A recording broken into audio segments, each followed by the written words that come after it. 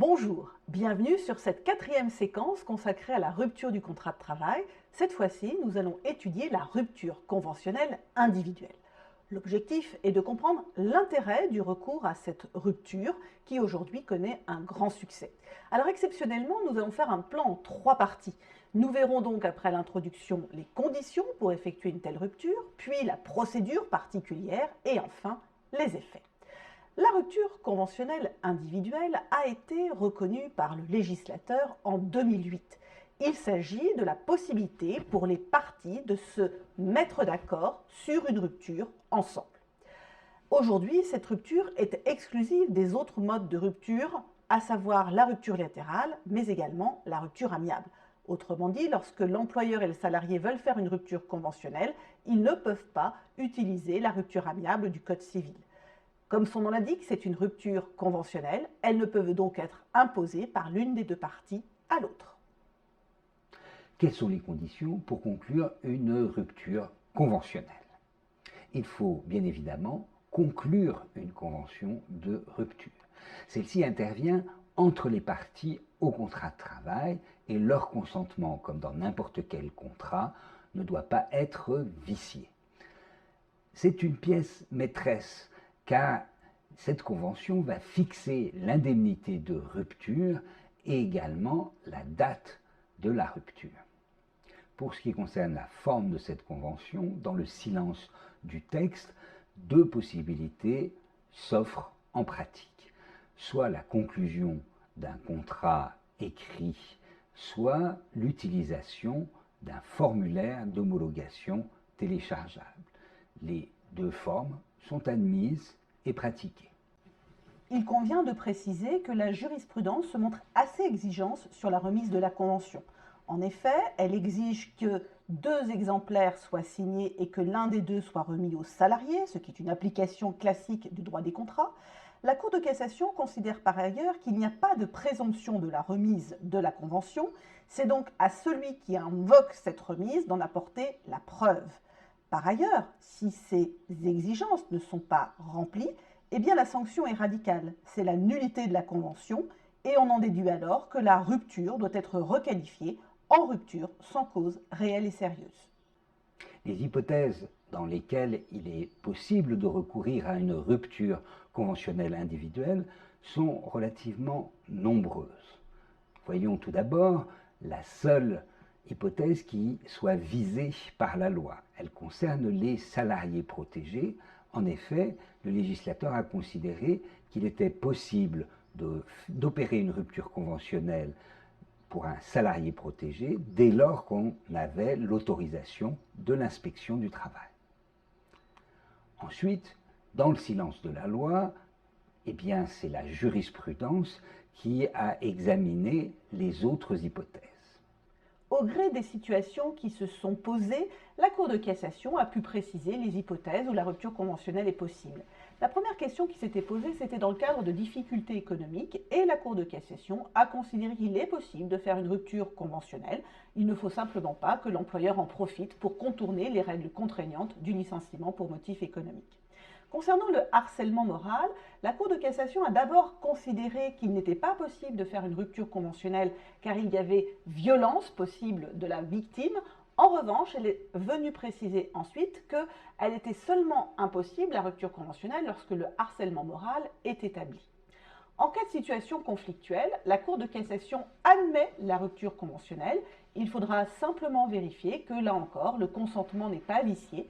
Et dans l'affaire, elle avait jugé que le salarié avait été victime de violence. Il s'est posé aussi la question de la compatibilité d'une transaction avec une rupture conventionnelle.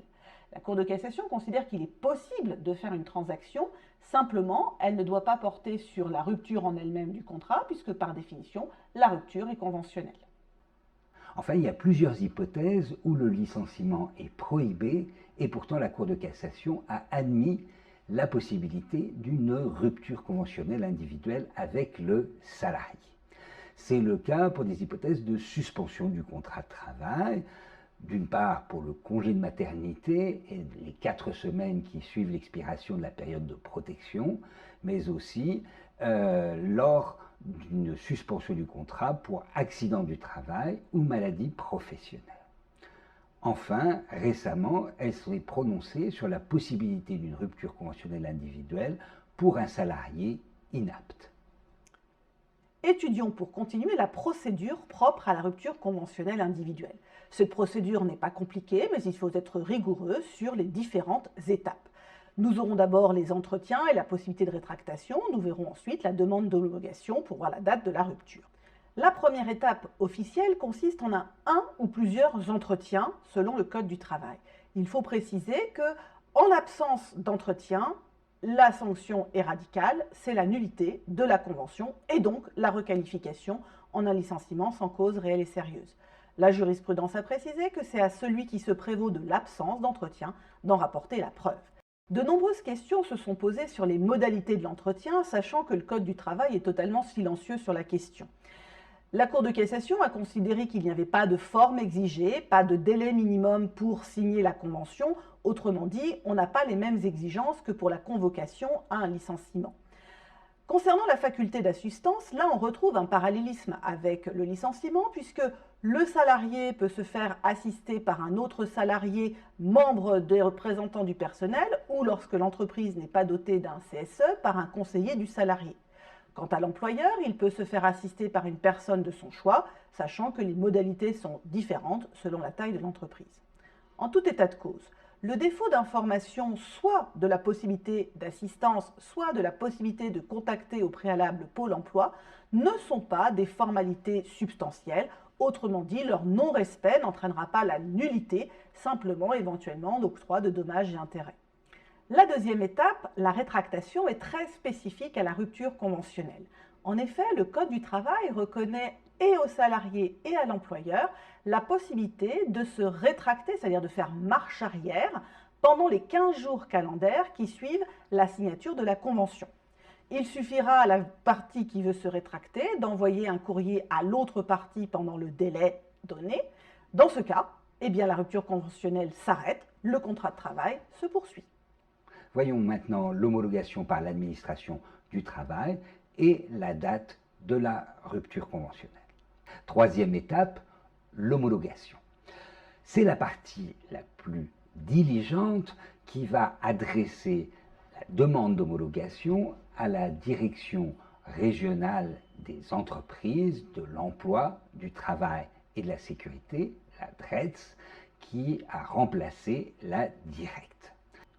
Désormais, la demande d'homologation doit être téléchargée, puis complétée et signée, et enfin télétransmise sur un site dédié à cet effet.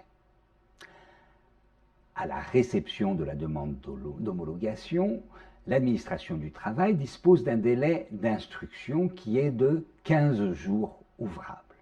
Au-delà de cette date, il sera considéré que l'homologation est accordée d'une manière implicite. Selon les régions, il peut y avoir des décisions expresses d'homologation ou alors des décisions implicites. Les pratiques diffèrent. Enfin, il peut y avoir un recours, mais alors la compétence est exclusivement celle du Conseil des prud'hommes, bien qu'il s'agisse d'une décision administrative. Quatrième étape, la rupture. La date de rupture peut intervenir dès le lendemain de la décision expresse ou implicite d'homologation, mais elle peut intervenir plus tard par accord entre les parties. Il faut bien préciser également qu'en matière de rupture conventionnelle, le salarié ne doit pas réaliser de préavis. Étudions pour finir les effets de la rupture conventionnelle. Comme dans tous les cas de rupture du contrat de travail, le salarié a des droits, reprenons-les successivement. D'abord, le salarié va percevoir une indemnité dont le Code du travail nous dit que c'est une indemnité spécifique. Il s'agit d'un montant qui est négocié par les parties, sachant qu'il faut un montant minimum qui soit le montant de l'indemnité légale de licenciement. Ensuite, les parties sont libres de décider d'un montant supérieur.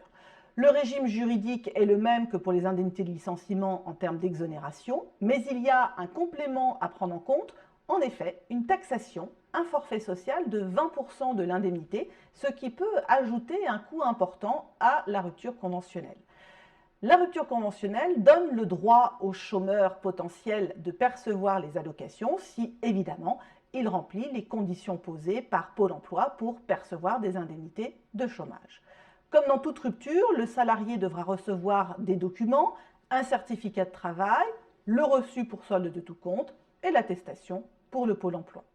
La question se pose maintenant de comment s'articule la rupture conventionnelle individuelle avec d'autres modes de rupture. Voyons tout d'abord l'articulation avec le licenciement. La rupture conventionnelle peut être conclue après la notification d'un licenciement, mais elle vaut renonciation commune au licenciement. Lorsque une procédure disciplinaire est engagée à l'encontre du salarié, il est possible de convenir d'une rupture conventionnelle. Pour autant, l'employeur ne renonce pas à l'exercice de son droit disciplinaire. Et la conclusion d'une rupture conventionnelle ne va pas constituer une interruption de la prescription. Voyons ensuite l'articulation avec les autres modes de rupture du contrat de travail. Concernant la prise d'acte de rupture, il sera possible pour le salarié d'invoquer des manquements de l'employeur qui seront survenus ou découverts entre les dates d'expiration du délai de rétractation et l'effet de la rupture conventionnelle. Il faudra quand même réfléchir pour le salarié sur l'intérêt à, en ces cas-là, faire une prise d'acte de rupture. Concernant la résiliation judiciaire, elle est sans objet, sauf en cas de demande d'annulation de la rupture conventionnelle. Étudions maintenant les questions relatives au contentieux éventuel autour de la rupture conventionnelle. Il faut souligner que ce mode de rupture est particulièrement sécurisé par rapport au licenciement. Le Conseil des prud'hommes a une compétence exclusive en la matière. Les litiges ne peuvent concerner qu'une demande d'annulation de la convention pour vice du consentement.